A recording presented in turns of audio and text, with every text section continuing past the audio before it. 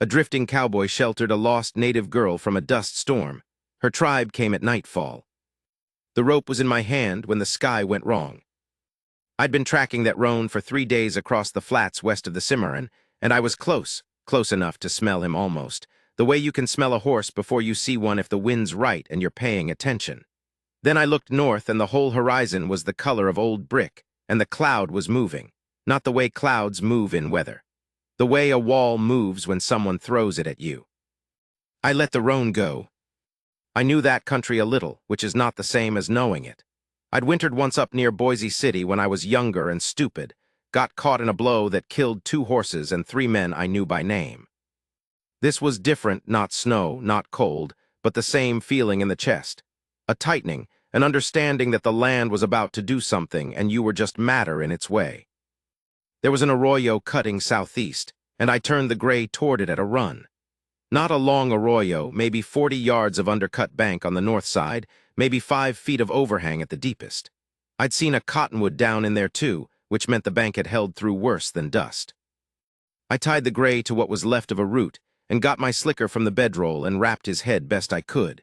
And I crouched under that overhang with my hat pulled low and the slicker over my shoulders, and I waited. The wind came first, the way it always does, then the dark. Then the dust itself, which wasn't dust at all once you were in it. It was dirt the size of sand and sand the size of gravel and gravel the size of hail all mixed together and driving at you horizontal. And the sound of it on the rocks and on the bank above me was like 1,000 men dragging chains across a tin roof. You couldn't hear yourself think. I pulled my bandana over my face and breathed through it and tried to keep my eyes shut and mostly managed. That was when I heard her. Not words, a sound. A human sound, not the gray, not the wind playing tricks, something between a call and a sob. The kind of noise a person makes when they're past the point of thinking and just operating on something older. I couldn't see a thing. I felt along the bank with one hand, keeping the other on the gray's flank so I'd know where I was, and maybe 15 feet along I touched cloth. Then an arm. She flinched so hard she nearly knocked me over, and I held up both hands even though she couldn't have seen them. I got my mouth close to what I figured was her ear and yelled into the wind. I got shelter, come on. Whether she understood the words or just the direction I was pulling, I don't know. She came. I got her under the overhang and tucked as far back against the base of the bank as we could go. She was shaking, not from cold. The air was warm even inside the storm, but the shaking you do when your body's been running on terror for too long and finally stops moving. I got the slicker around both our shoulders because it was the only thing I had and I didn't think about it, I just did it. She smelled like sage and horse and something else I didn't recognize, something almost mineral, like the earth just before rain. She wasn't a girl exactly, older than I'd thought when I first touched her. Maybe 25, maybe 30, it's hard to know in the dark and in a storm. Arapaho or Cheyenne, I thought, though I wouldn't have bet money on it. Her hair was loose, which surprised me. Usually they had it dressed some way and the storm had plastered it across her face. She pushed it back with both hands, a quick, sharp motion, and I could see the set of her jaw in a flash of whatever light was left. She wasn't afraid anymore. Or if she was, she'd gotten it back behind her eyes where it lived, and she was looking at me like she was trying to read something fine-printed. I said, "I don't mean you any harm." She didn't answer. She pulled the slicker tighter around herself and looked back at the storm. That was how we were for the next, I'd guess, 3 hours, though time does strange things in a blow like that. I fed the gray what water I had in the canteen. He needed it worse than I did, and I chewed a strip of jerky and offered her one, and she took it without looking at me and ate it. Her hands were cut up. Not bad, but cut. The way hands get when you're running blind through scrub in the wind and catching yourself on things. I had a strip of cloth in my saddlebag I used for wrapping, nothing clean about it, but I held it out to her. She looked at it, then at me, then wrapped her left hand herself, tight and competent, the way someone wraps a hand who has wrapped hands before. I didn't try to talk after that. No point in the noise, and anyway I didn't have anything to say that seemed worth saying. The storm broke maybe an hour before full dark. Broke sudden, the way they do. 1 minute the world was obliterated, and the next it was just the gray overcast of late afternoon, everything coated in red-brown grit, the air tasting like iron. The gray shook himself and sneezed 4 times running, and I almost laughed. She watched him do it, and something changed in her face, not quite a smile, but close. She stood up and walked out to the lip of the arroyo and looked west and then north, stood there a good long minute. I didn't follow her. That was her business. When she turned back, she spoke for the first time. Her voice was low. The words weren't English, or none I knew, but the shape of them was clear enough. She was asking a question, and the question had something to do with direction. She was holding her hand flat, gesturing maybe east-southeast. I said, "You looking for your people?" She considered me. She said one word that I took for yes. I said, "I'll take you as far as I can read the ground. After the storm, a man can track pretty well everything's disturbed except what had people on it recent." That's true. The dust settles on the old sign, and the new sign shows through. She thought about that, then she nodded. We rode out maybe 20 minutes after, her up behind me on the gray because she'd come on foot. I found her tracks back in the arroyo, and I still don't know where her horse went, spooked maybe in the blow, maybe just gone. She sat behind me with her hands light on my sides, not holding on the way a frightened person does, just present. Balanced, like she'd been on horseback every day of her life, which she probably had. The plain after a dust storm is a strange country. Every familiar thing is unfamiliar.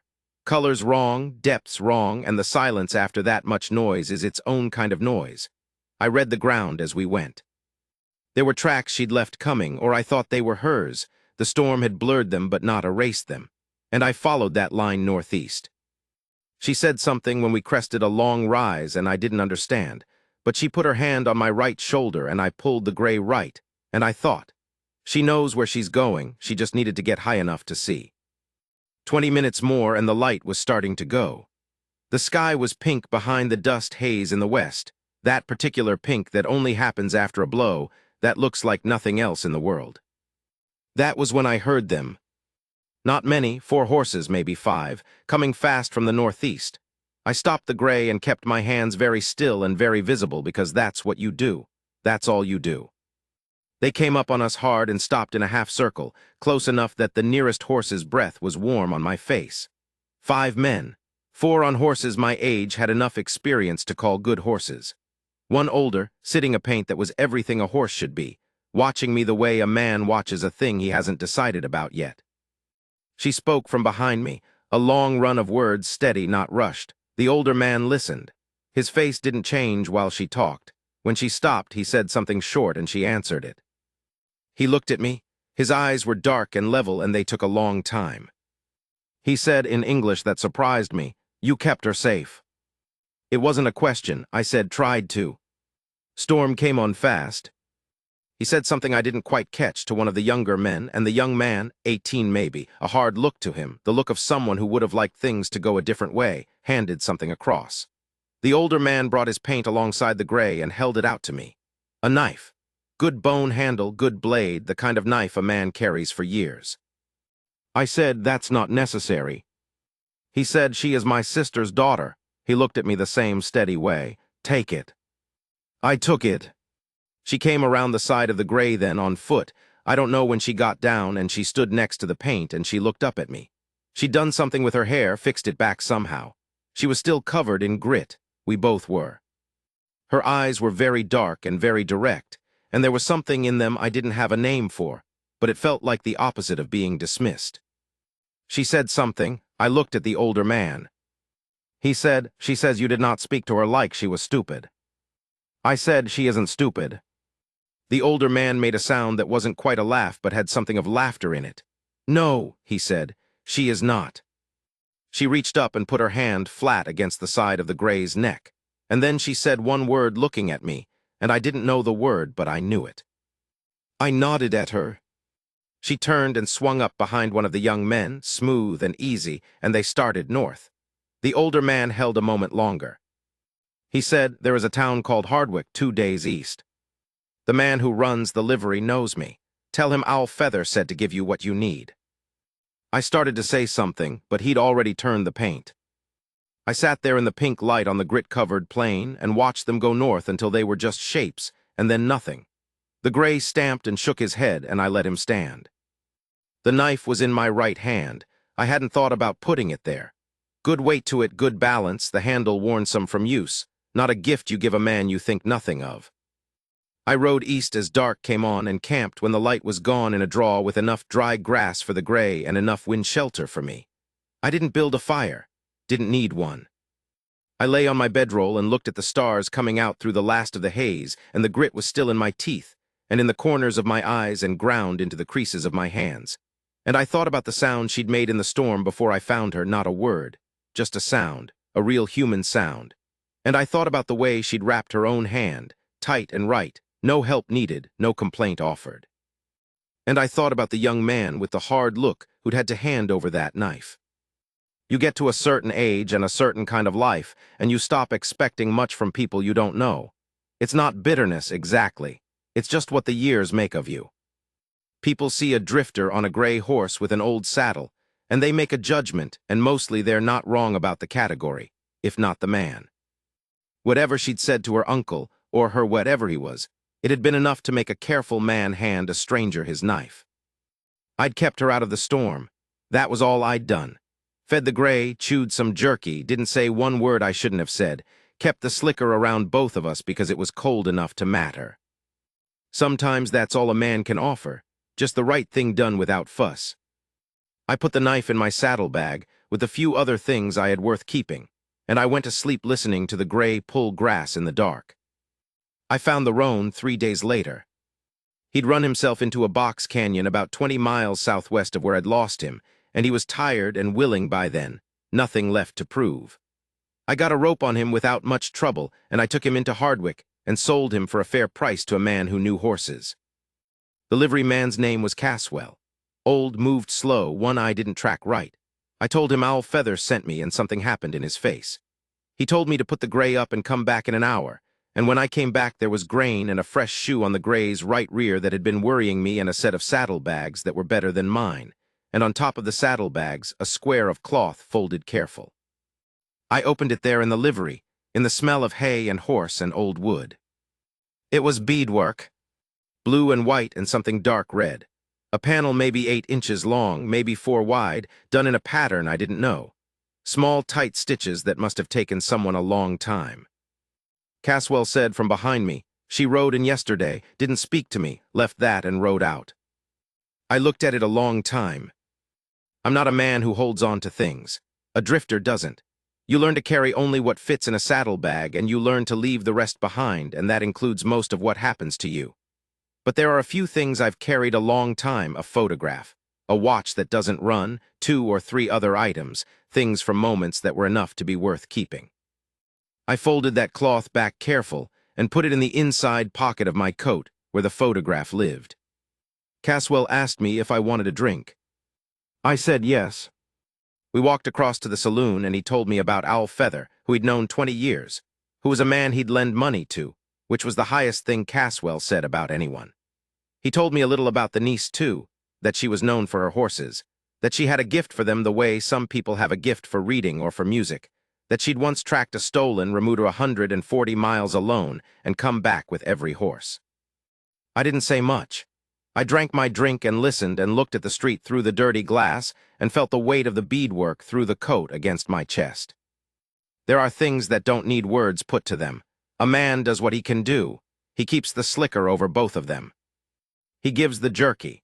He follows the tracks as long as the light holds, and he keeps his hands still and visible when the horses come, and he says what's true.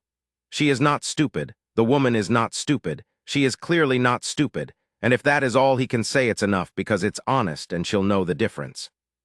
She knew the difference. I finished the drink and thanked Caswell and went back to the livery. The gray was sleeping on his feet the way horses do. I leaned against the stall post and put my hand on his neck, and he didn't wake up. The new saddlebags were good leather, well stitched, someone's careful work. I thought, for a drifter, you've come out of this week all right. And I put my hand over the place in my coat where the cloth was folded, and then I left it there a moment, feeling the small, hard shapes of the beads through the fabric, blue and white and dark red, those tight, careful stitches. Then I went and found somewhere to sleep.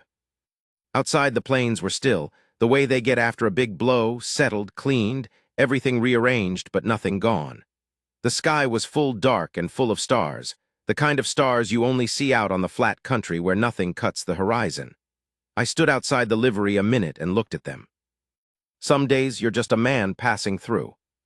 Some days you're the man she spoke to her uncle about. I didn't know yet which kind of man I'd be for the rest of my life.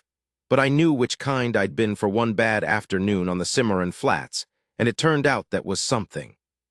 That turned out to be enough.